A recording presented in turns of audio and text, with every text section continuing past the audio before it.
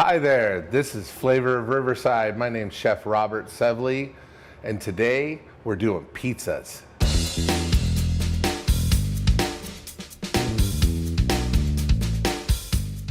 Okay, the first step in pizza dough is all of our ingredients that we have on our cutting board. Now you can do this by hand if you choose to, but we basically have bread flour.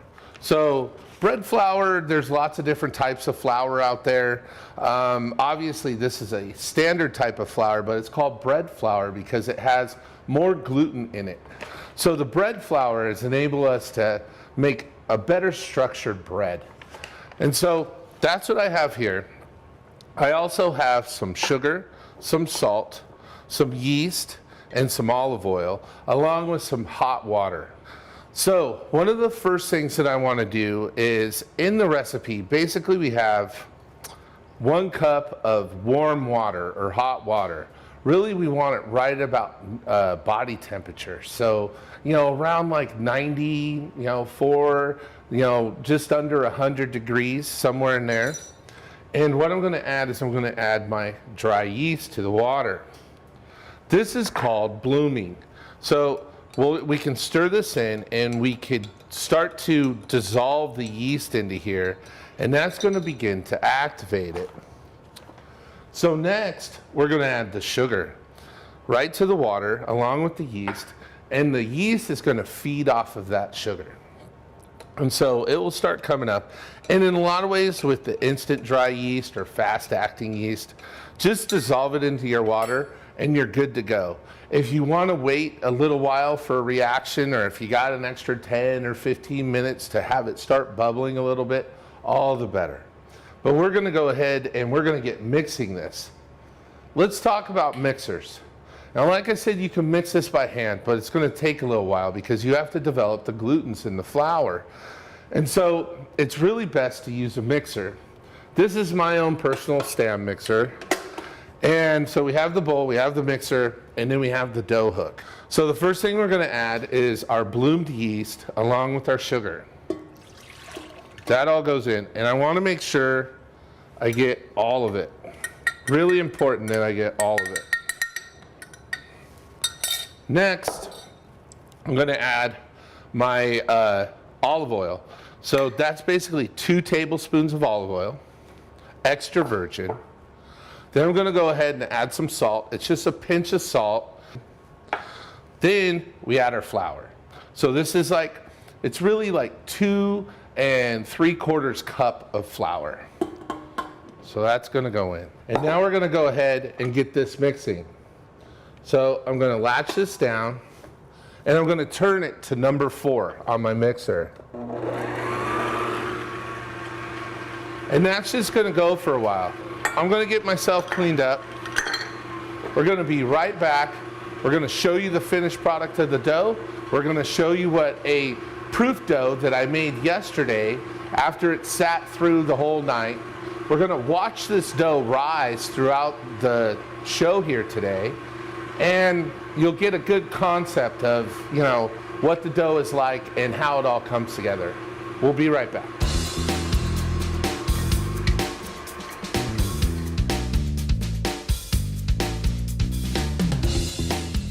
It takes about 5 minutes in order to get the whole dough mixed together, to allow the dough hook to do its thing and get it done. Remember, if you're doing it by hand, it's going to take a little while. You want the dough to come out nice and smooth. Let's take a look at the dough here. And here it is. It's nice and elastic. It's nice and smooth. And so now I'm going to take it and I'm going to bring it together, and I'm folding underneath each time with my fingers. And I'm just tucking it together. And then once I get this into a nice ball, sort of round it out at the bottom. So then I'm going to go into a bowl. And what I need is I need to kind of make it airtight so it doesn't just dry out. It will dry out and get crusty on top. So I have a little plastic wrap here. And I'm just going to make this nice and tight. And so from here, we're going to watch this dough grow, and we need it to about double in size. This step is called fermenting. So the dough's going to have its first rise. Then we're going to punch it down, and then it's going to rise again. We'll at least get to show you the first rise on the dough itself. So let's get this stuff out of our way. Set this off to the side. Now here's a dough that looks very similar to what we just did, but it's been through the whole process. There's a few things that we need to consider now. Now, to get it to this point, you guys can buy pizza dough. Some of my favorite pizza doughs are some of the purchased pizza doughs that I'm getting out of either Winco or Trader Joe's or Ralph's or Vons or some of those, you know. Almost all of them have pizza dough. A lot of times it will be in the frozen section, and so you're going to need to bring it home, and you want to let that pizza dough come to room temperature before you start using it. It will actually start to rise again. It can go through a third rising. So that's where we're at now. So this is stuff that I made last night, and I had it in the refrigerator, and so it sort of proofed overnight. So what I'm going to do first is I'm going to take my bench flour and I'm going to get my cutting board all nice and coated. Then I'm going to go down on top. Then I'm going to start pushing this out with my fingertips all along the edges.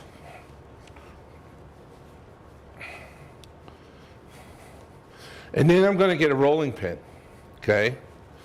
So there's a couple different styles of rolling pin. I really like this one with the handles, but there's ones that have no handles. So either one, all you want is a nice heavy rolling pin. And we're going to get in here, and we're just going to try to keep it in a disc shape unless you're trying to make square pizzas. And we're just going to get it out to a size that we can start working with.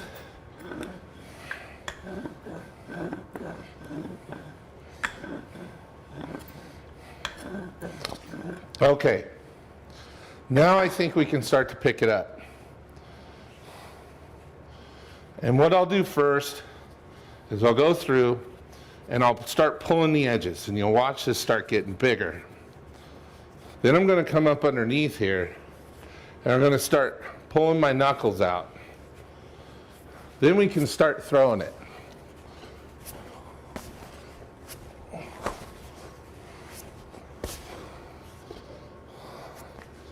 Starts pulling.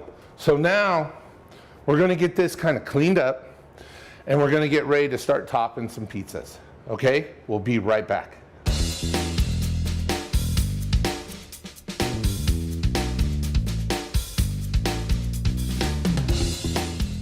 So now the last thing that we need to really do pizzas well, which really you can put these on a sheet pan, but they're not going to come out near as good if you have some sort of pizza stone. So this is a pizza stone. I know it looks kind of ugly. I've had this one for about 7 years. It's well seasoned. You can see the backside of it here. But this is a piece of ceramic. This is something that I bought at a cooking store. And these actually go in the oven. The misconception is that people will take their pizza stones and they will build their pizza on them, and they'll be cold, and then they place them in the oven. This actually goes into the oven while it's cold. You turn the oven to 500 degrees, and you allow the stone to come up with the oven. The next thing that we need to look at, the next piece of equipment that we need, is we need pizza peels. We need some sort of extra large spatula that we have that we can build the pizza on, and we can slide the pizza off and in onto the pizza stone itself. So these are pizza peels. Basically, like I said, we're going to build directly on the pizza peel. If we try to build the pizzas onto the cutting board or something and then transfer them to the pizza peel, it just doesn't work. You're going to mess the whole pizza up. You're not going to be able to lift it and onto the peel. So we build directly on the peel itself. Okay, so let's start building one. First thing that we need to do is we need to add some cornmeal to our pizza peel. Don't add too much because it's going to end up getting all over your oven. But what the cornmeal does is it acts like little ball bearings. It gets the pizza to kind of slide on there. So next, we're going to get one of our doughs, and we can kind of give it another stretch since it's been sitting for a minute. But we'll get it under our pizza peel. And we're gonna make several different kinds of pizzas. So the first one that we're gonna make is basically a spicy Sicilian pizza or a spicy Italian pizza. And so I have some sauce here. I actually made this sauce with San Marzano tomatoes and some fresh basil, some garlic, some onions, and a little bit of honey. So I'm just gonna get this into the center. And here you can do as much sauce or as little sauce as you want. Need a little spoon here. Just gonna smooth this out all around the edges. And then you can go in a couple different ways. I often ask this, I ask my students, what's the difference between Italian and Chicago style thin crust pizza? And so remember, I said thin crust, not thick crust, because that's completely different. The difference being is, one, they cut the pizza into squares in Chicago's versus into pie-shaped slices. Second is Chicago puts the cheese on top of the toppings. New York puts sauce, then cheese, like I'm doing here, and then we're gonna go with toppings. Now, I do a combination of a little of the two, and I tend to call the pizzas that I make more of a California pizza. And I'm not talking, they are gourmet California pizzas, which that's what this is, but California pizza is in the dough itself on the edges is nice and thick. It's more of a bready pizza. It's not just that paper thin. If you want to do that, you just have to roll the dough out more. So I want a little bit thicker dough. The next thing that I'm going to add is all of my meats here. So here I have pepperoni, I have salami, and I have capricola ham. Absolutely delicious. So we're going to get these on here. And of course you could go with just pepperoni, you could go with sausage. There's a million different types of toppings that you can do. You can go straight cheese for your kids or what have you. So I'll just get a few pepperonis on here. I'll get some of this gorgeous spicy ham, which is called capricola.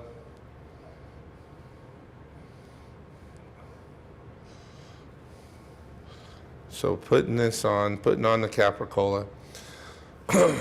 And while I do this, I want to give you guys a little bit of history on pizzas. Very, very interesting. Legend has it that during the 1600s is when the tomato finally reached Europe.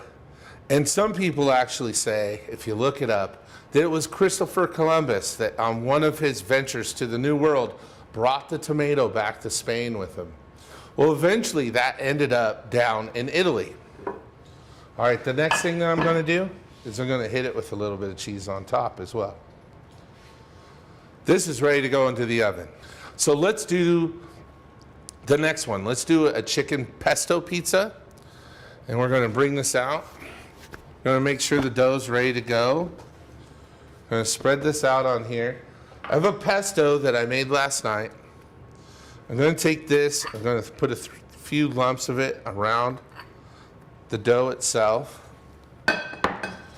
And then I'm just going to spread this out.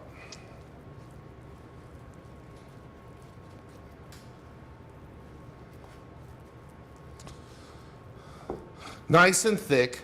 So this pesto is basil, parsley, garlic, pine nuts, olive oil, Parmesan cheese, salt and pepper.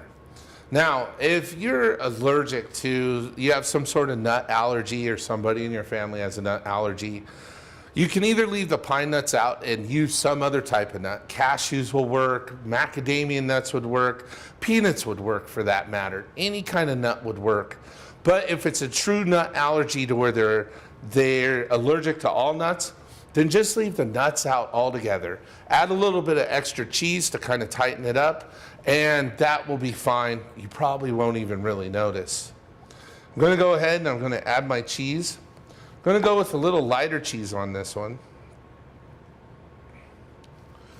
And then I have some chicken here. This chicken is just chicken. I bought a whole roasted chicken at the grocery store, and this is all the breast meat. You can do it however you want. And so I'm just gonna lay this out. This is gonna roast really nice on top of there. I'm gonna go with some Katamata olives. My wife absolutely loves Katamata olives, and she loves this pizza. And so that's good. I'm gonna add a few extra pine nuts on top. I'm gonna hit it with a little bit of Parmesan cheese.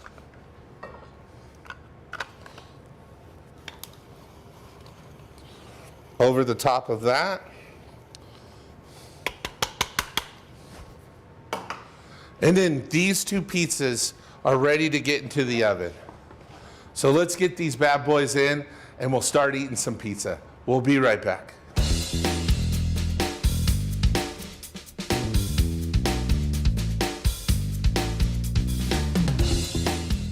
All right, now let's check our pizzas. They're all done. Bubbly cheese, brown crust, gorgeous. Let's grab them. First comes out the Italian, spicy Italian. Absolutely gorgeous. Now we're gonna get the pesto chicken. Out comes this one. Just look at those two. Just beautiful golden brown, just ready to eat.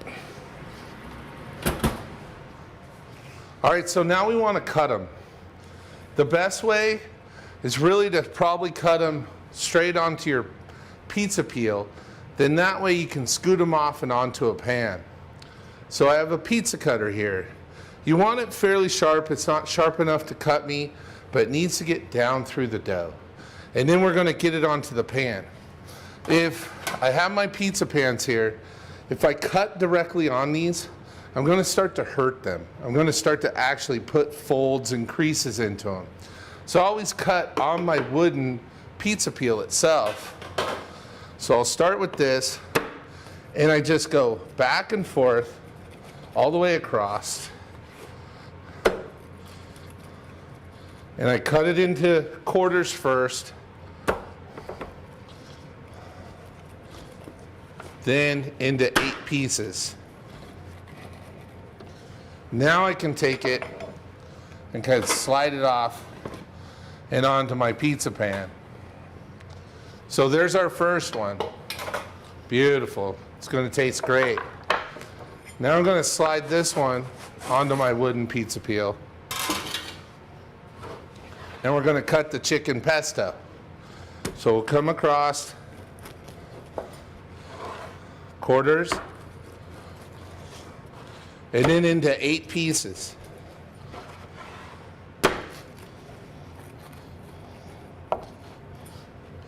And that's good to go. You can even have your kids do this as well. Then onto a pizza pan. Now, let me get myself cleaned up a little bit. And we're going to build a couple more. So the next one that we're going to do is the margarita pizza. So we'll bring out our pizza peel, and once again, we're going to go with quite a bit of cornmeal. That way the pizza will slide off of there. Remember, it acts like ball bearings. Bring out our crust, set that on there, stretch it out a little bit. And then, basically, there is no real sauce to this.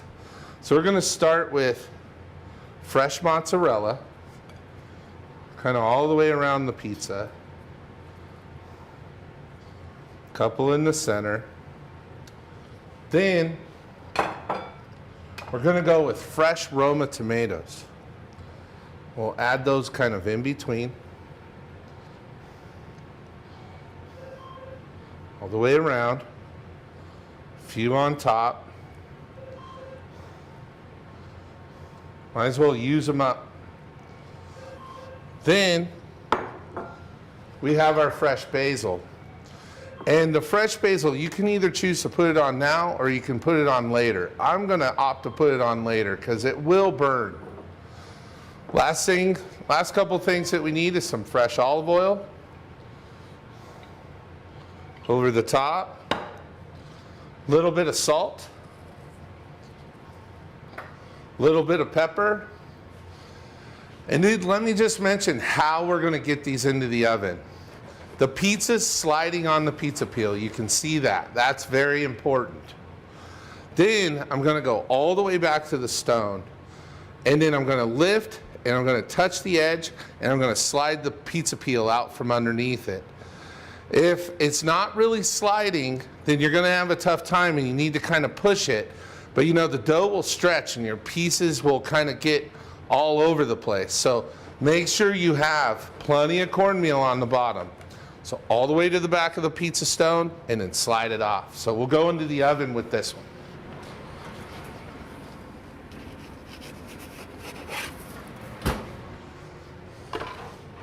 All right, next, we're gonna do one of my wife's favorites. And this is a lot of fun. So, you know, gourmet pizzas kind of hit the scene with, you know, Wolfgang Puck and stuff like that here in California. This was the big place. This was the birth of gourmet pizzas. And so, you know, sky's the limit. We can go with smoked salmon, we could do duck, we can do, you know, barbecued chicken pizza, we could do Thai pizzas. But what we're gonna do is we're gonna come in here with a balsamic glaze. And so we're gonna go all over the place with this. And we're gonna probably add some more on top as well.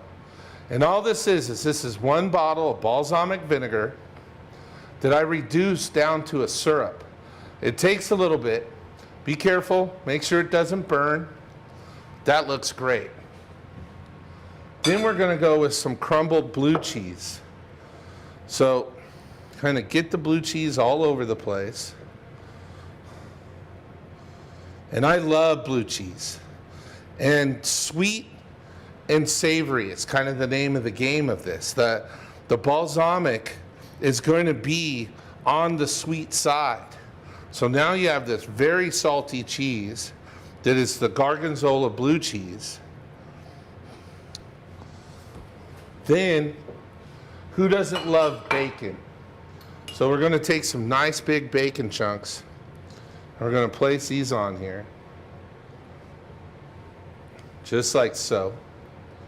Those will brown up even a little bit more. A little bit of red onion over the top.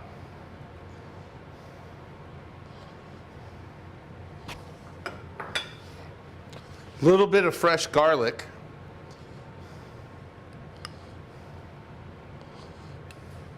And it has some olive oil in it as well, so I'm adding that garlic oil. Then some California dates that were grown right here in Riverside. So we're gonna spread those out. And I just sliced these is all I did. These aren't whole dates.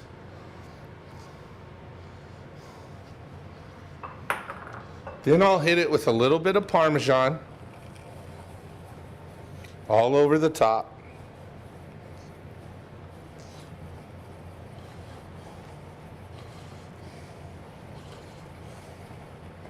Just like so. I'm going to go in with a few of these grape tomatoes as well for color. And that's a lot on a pizza. So now we'll get this one into the oven. I can't slide this one as well as it's sitting here in front of the camera, but it's going to slide off just nice into the oven. Okay, for this one, remember this is our gourmet pizza. This is the one that has the dates, the bacon, the blue cheese, all that other good stuff. I want to hit it with a little bit more balsamic glaze. Okay, all over the place. Like so. Beautiful. A little bit of olive oil. And then I'm going to go ahead, I'm going to put some torn kale on top. And this is just going to kind of wilt over the top of it.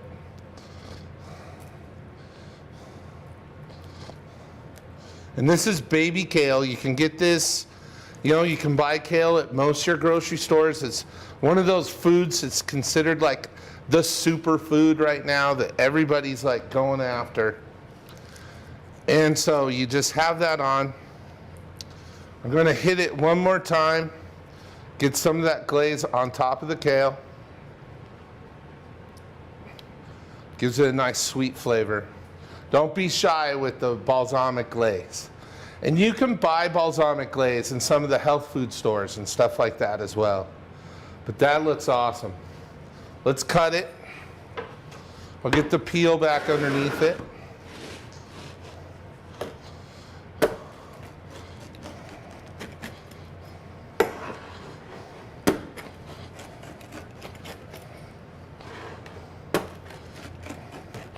Right into 8 pieces again.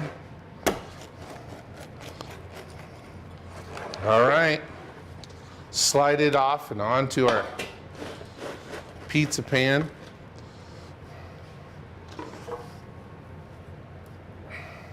Okay, so now we have all of our pizzas. We have our date, bacon, and blue cheese pizza with the balsamic glaze and the kale. We have our margarita pizza with the fresh mozzarella, the tomatoes, and the basil.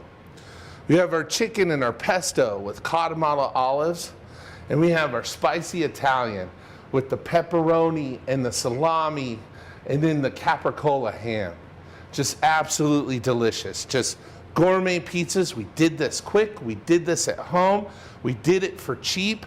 You can do this for parties, for kids' parties, for adult parties. They can make their own. You can make them in advance. So now let's get some tasting going on. I'm going to invite my wife Tara up here to help me taste. And here she comes, her beautiful self. I'm going to let her choose what she wants to try. Which one do you want? I'll try the margarita pizza. The margarita pizza. It's good. We're going to pull a nice slice off of here. And I'm going to go ahead and feed her. What do you Really think? good. I like it. It's got a big bite. Absolutely delicious. Looks great. So please, try these at home. Enjoy making pizzas. And we'll see you next time on Flavor of Riverside. Keep cooking.